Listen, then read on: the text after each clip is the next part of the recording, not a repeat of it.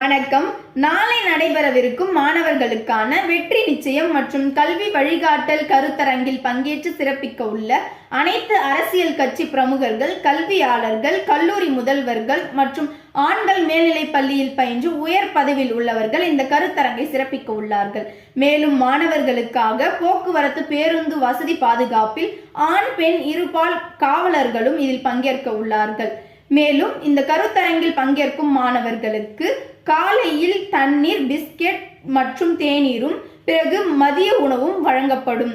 இந்த கருத்தரங்கில் பங்கு கொள்ளும் கல்லூரிகள் தன்னார்வத்துடன் மாணவர்களுக்கு கல்வி சார்புடைய பரிசு பொருட்களும் வழங்க உள்ளார்கள்.